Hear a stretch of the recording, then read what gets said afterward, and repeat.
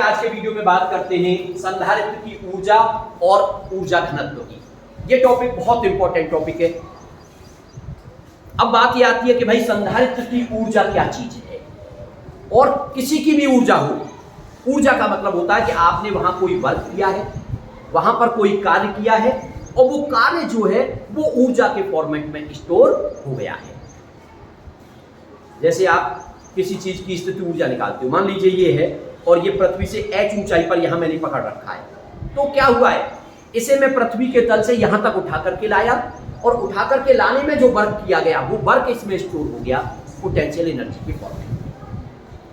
ऐसे ही जब किसी संधारित्र को हम आवेशित करते हैं, अब आवेशित करने के लिए बैटरी लगाते हैं, तो मान लीजिए ये हमारा कोई कैपेसिटर है, और कैपेसिटर को आवेशित करने के लिए आपने एक बैटरी लगा रखी है। मान लीजिए 20 वोल्ट की बैटरी को आपने लगा दिया, और संधारित्र की प्लेटों पर अब आवेश आता जा रहा है। इस वाली प्लेट पर कैसा आवेश आएगा, प्लस का, और इस वाली प्लेट पर आवेश आएगा माइनस का, और इसकी धारिता को मान लिया आपने C1।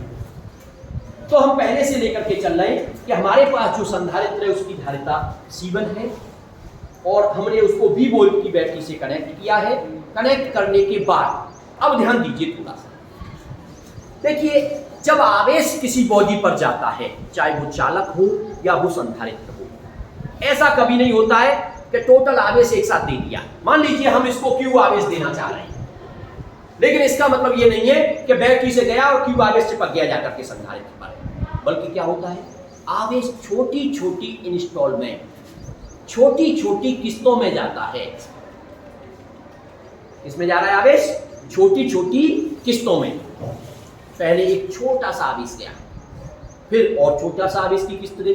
जैसे होता है कोई लोन ले लेते हैं तो हर महीने किस्त जाती है, 15 लाख की लोन ली तो भाई 12,000 इस महीने कट गए, 12,000 उस महीने कट गए, तो धीरे धीरे ऐसे ही आवेश भी। हालांकि इस प्रोसेस में टाइम बहुत कम लगता है, लेकिन आवेश भाई किसी भी चीज को आवेशित करने का मतलब है, अगर आप उसको धनावेशित कर रहे हैं तो इसका मतलब है आप उससे इलेक्ट्रॉन निकाल रहे हैं। अब इलेक्ट्रॉन निकालोगे तो पहले एक इलेक्ट्रॉन निकाला तो उसके बराबर पॉजिटिव आवेश आ गया, फिर दूसरा इलेक्ट्रॉन निकाला तो उसके बराबर और पॉजिटिव आवेश आ गया। इस तरह से होता है।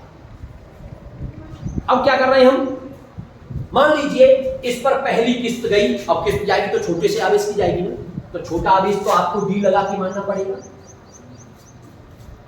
भाई छोटा आवेश तो क्या मानना पड़ेगा आपको, डी लगा के मानना पड़ेगा। तो मान लो dq आवेश की किस्त उस पर गई, और चाहो तो उसको डैश मान लो। हालांकि क्यू भी मान सकते हो, डैश भी मान सकते हो, उससे कोई फर्क नहीं पड़ता है। वो तो सिर्फ इसलिए मैं कह रहा हूं क्योंकि हम इसको जो आवेश देना चाहते हैं वो क्यू देना चाहते हैं, तो प्रारंभ में जो आवेश है वो 0 है, और लास्ट में आवेश कितना हो जाएगा, क्यू। और हम एक ऐसी सिचुएशन की बात कर रहे हैं जो बीच में कभी है, किसी भी समय पर है। तो अब जब बीच में तुम लेकर के चलोगे तो उसको क्यू मानोगे तो थोड़ा सा अजीब लगेगा, क्योंकि क्यू तो कब जाकर के आएगा उस पर आवेश, लास्ट में। और हम किसी बीच की बात कर रहे हैं कि धीरे धीरे उस पर जाता जा रहा है, और बीच का कोई पॉइंट ले रहे हैं, बीच का कोई समय ले रहे हैं कि अब उस पर जो आवेश होगा। तो इसलिए बेटर यही है कि क्या मान लें, उसको हम क्यू डैश मान लेते हैं, और जो किस्त जा रही है उसको मान लेते हैं डी क्यू डैश। तो एट एनी टाइम, माना किसी समय संधारित्र पर Q डैश आवेश है, आवेशित होता जा रहा है, लेकिन किसी समय पर आपने उस पर Q डैश आवेश मान लिया। अब Q डैश आवेश मानोगे तो विभव भी निकालना पड़ेगा, क्योंकि जैसे जैसे आवेश बढ़ता है वैसे वैसे विभव बढ़ता चला जाता है, लेकिन धारिता उतनी ही रहेगी। इसका मतलब अगर आप Q डैश की बात करें तो Q डैश हो जाएगा C। इसको फिर C1 मत मानो, खाली C मानो, क्योंकि एक ही संधारित्र है, 2 होते तो C1 मानते। तो फिर C और V डैश, सही है ना। और अगर V डैश की जरूरत पड़ जाएगी तो यहां से उसको निकाल देंगे हम, जैसी जरूरत पड़ेगी वो निकाल देंगे। अब लेकिन एनर्जी कहां से आती है, ध्यान दीजिए बेटा। अरे इन्हें जगा दीजिए, सो रहे बहुत काम करते, रात में पानी वानी लगाते हैं। चलिए ध्यान दीजिए, तो Q dash equal to CV dash, जिसकी जरूरत पड़ेगी उसको हम ले लेंगे। लेकिन ध्यान दीजिए कि एनर्जी आती कहां से है, सपोज करिए शुरुआत में इस संधारित्र पर कोई आवेश नहीं था और थोड़ा सा आवेश आया, केवल 1 प्लस का आवेश दिखा रहे हो, थोड़ा सा कितना आया, dq डैश आवेश आया। अब जब अगला dq डैश आवेश आप भेजोगे तो ये वाला आवेश इसको क्या करेगा, क्योंकि प्लस है और प्लस ही आवेश जा रहा है, क्या करेगा, रिपल करेगा, प्रतिकर्षित करेगा। इसका मतलब बैटरी को एडिशनल वर्क करना पड़ेगा उस प्रतिकर्षण बल के विरुद्ध। समझिए बात को, जब छोटी सी किस्त आवेश की उस पर पहुंच गई तो जब दूसरी किस्त जाएगी तो वो उसका रिपल कर रही है, उसको प्रतिकर्षित कर रही है, तो बैटरी को और अतिरिक्त कार्य करना पड़ रहा है। और बार बार ऐसा होगा, जब थोड़ा सा आवेश और बढ़ जाएगा तो फिर अगली किस्त जाएगी, वो उसको और रिपल करेगी, तो बार बार ऐसा होगा, तो बैटरी को एक अतिरिक्त कार्य करना पड़ रहा है। तो बैटरी के द्वारा ये जो अतिरिक्त कार्य किया जा रहा है, जो एडिशनल वर्क किया जा रहा है, this work is stored in the form of potential energy. ये अतिरिक्त कार्य ही उसमें ऊर्जा के रूप में संचित हो जाएगा। तो कुल मिलाकर के हमें करना क्या है, उस एडिशनल वर्क को निकालना है, उस अतिरिक्त कार्य को निकालना है। बात समझ आ रही है ना? तो उस अतिरिक्त कार्य को निकालना चाहते हैं तो उसके लिए हमने किसी समय लिया कि माना किसी समय पर इस पर जो आवेश है वो q डैश है, तो उस समय q डैश इक्वल टू हो जाएगा c और विभव को मान लेंगे v डैश, क्योंकि आवेश के साथ विभव बढ़ता चला जाएगा। जब आवेश q हो जाएगा उस समय विभव भी आपका बढ़कर के क्या हो जाएगा, v हो जाएगा। सही है ना? इसका मतलब अब जिस समय आवेश इस पर q डैश है उस समय हमने उसको क्या किया, उस समय उसको एक किस्त दी dq की। अब वर्क डन की बात आती है तो वर्क डन का फॉर्मूला हम पहले पढ़ चुके हैं। अगर v को पढ़ते तो v equal to w upon q, तो w इक्वल टू होता है q इंटू v। लेकिन हम जो चार्ज दे रहे हैं वो इंस्टॉल पे दे रहे हैं, तो कितना दे रहे हैं, dq, छोटा चार्ज या dq डैश। तो dq डैश देने में जो वर्क होगा वो वर्क भी छोटा होगा। इसका मतलब dw इक्वल टू हो जाएगा dq डैश इंटू v। और उस समय का पोटेंशियल भी v नहीं है बल्कि क्या है, v डैश है। तो आप इस स्थिति में कह सकते हो, इस समय या इस स्थिति में संधारित्र को dq डैश आवेश देने में किया गया कार्य है। आप कह सकते हैं इस समय संधारित्र को dq डैश आवेश देने में बैटरी द्वारा किया गया कार्य।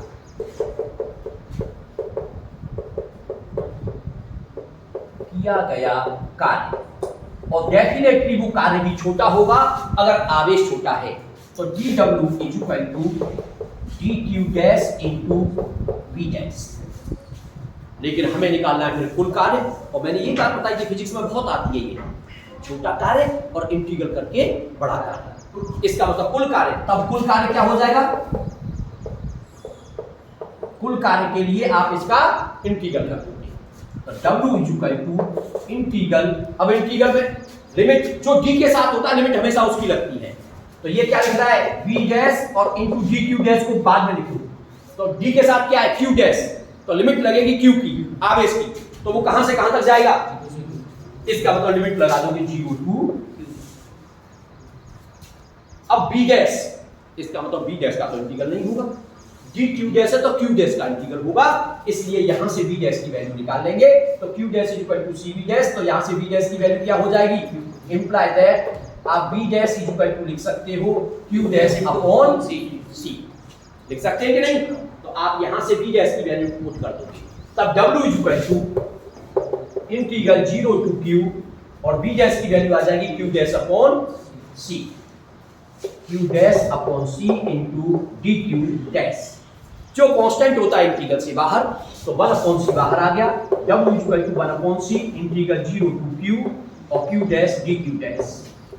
1 अपॉन c q डैश का इंटीग्रल हो जाएगा q डैश की पावर 1 प्लस 1 यानी q डैश का स्क्वायर अपॉन 2 और लिमिट 0 टू q।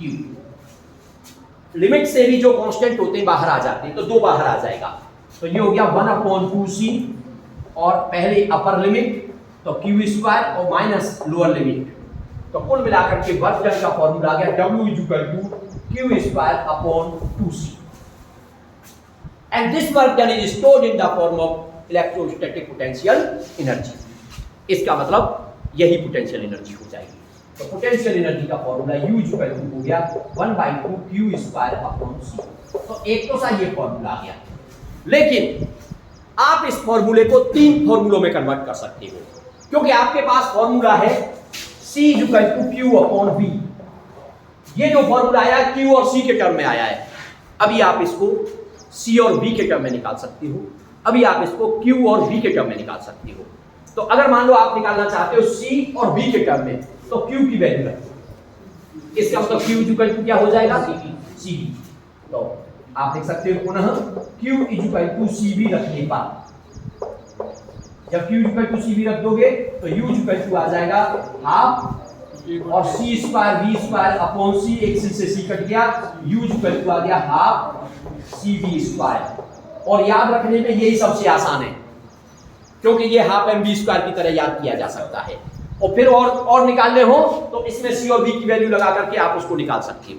चलिए खैर तीसरा भी निकालते हैं। तो अब की बात क्या है, ये Q और C में आ गया, ये C और V में आ गया। अब लाना चाहते हैं C को हटा करके Q और V में। इसका मतलब C को हटा दो, तो यहां से कर लो चाहे यहां से कर लो, जहां से आपका मन करे। तो C को हटाओगे तो दोबारा से आप U की वैल्यू निकालेंगे। मान लीजिए क्या करना चाहिए हमें, अब की बार इसमें C की वैल्यू लगा देनी है। तो C बराबर क्या होता है Q/V। तो C Q/V आप इसमें पुट कर दीजिए, चाहे इसमें पुट कर दो या इसमें पुट कर दो, उससे कोई फर्क नहीं पड़ता है। तो U 1/2 C की जगह पर रख दोगे Q/V × V²। एक V कट गया तो U आ गया 1/2 QV। इस तरह से एनर्जी के 3 फॉर्मूले आ गए। अब तीनों फॉर्मूलों को याद रखना कंबाइंड रूप में, 1/2 QV हाफ CV² और Q²/2C। इस तरह से ये किसी चालक या फिर किसी कंडक्टर की या किसी कैपेसिटर की एनर्जी आप निकाल करके ला सकते हो। बात इसके बाद में जो करनी है वो है एनर्जी डेंसिटी की, ऊर्जा घनत्व की। देखिए ये वर्ड बहुत आता है, फिजिक्स में कई बार यूज हुआ है। आपने पहले ही चैप्टर में आवेश घनत्व के टर्म में पढ़ा था। आवेश घनत्व, आप नॉर्मल घनत्व की बात करते थे, घनत्व बराबर द्रव्यमान बटे आयतन। प्रेशर घनत्व की बात करो, दाब घनत्व, दाब बटे आयतन। आवेश घनत्व की बात करो, आवेश बटे आयतन। लेकिन आवेश का वितरण 3 तरीके का होता था, इसलिए आवेश बटे लंबाई, आवेश बटे क्षेत्रफल, आवेश बटे आयतन, 3 तरह का आवेश घनत्व होता था। लेकिन ऊर्जा घनत्व की बात आ जाएगी तो ऊर्जा बटे आयतन, यानी जहां ऊर्जा स्टोर है, वास्तव में एनर्जी जो होती है इस कैपेसिटर के बीच में, कैपेसिटरों की प्लेटों के बीच में स्टोर रहती है। और किस में? इलेक्ट्रिक फील्ड में, क्योंकि कैपेसिटर के अंदर तो यूनिफॉर्म इलेक्ट्रिक फील्ड होता है। इसका मतलब उस यूनिफॉर्म इलेक्ट्रिक फील्ड में स्टोर होती है वो एनर्जी। अब हमें ऊर्जा घनत्व इसके लिए निकालना है। तो देखिए एनर्जी डेंसिटी आप कैसे निकालेंगे। ऊर्जा घनत्व का सिंपल कॉन्सेप्ट, ऊर्जा अपॉन आयतन। तो संधारित्र का ऊर्जा घनत्व, एनर्जी डेंसिटी, मान लीजिए ऊर्जा घनत्व को स्मॉल u मानना है, तो स्मॉल u इक्वल टू हो जाएगा ऊर्जा बटे आयतन। अब ऊर्जा तो भाई अभी निकाल दिया, क्या लिख दूं ऊर्जा की जगह हाफ CV और आयतन किसका? कैपेसिटर का आयतन। मान लीजिए कैपेसिटर की जो प्लेट है उसका क्षेत्रफल है A और प्लेटों के बीच की जो डिस्टेंस है वो है D, क्योंकि पैरेलल प्लेट कैपेसिटर है। तो आप इसका आयतन निकालोगे तो आयतन इक्वल टू हो जाएगा A इंटू D, प्लेटों का एरिया इंटू थिकनेस। तो आयतन हो गया A इंटू D। साथ ही साथ अब आपको 2 चीजें और निकालनी है।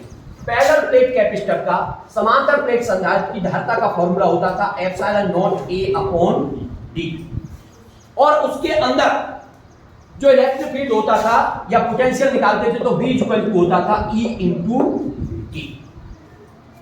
जो हमने कैपेसिटर की संधारित्र की जो धारिता के लिए फॉर्मूला निकलवाया था, आपको ध्यान होगा उसमें ये फॉर्मूला निकल के आया था और ये यूज हुआ था बीच में, E इक्वल टू V/D से V इक्वल टू ED। तो दोनों वैल्यू उठा करके यहाँ पुट कर लो।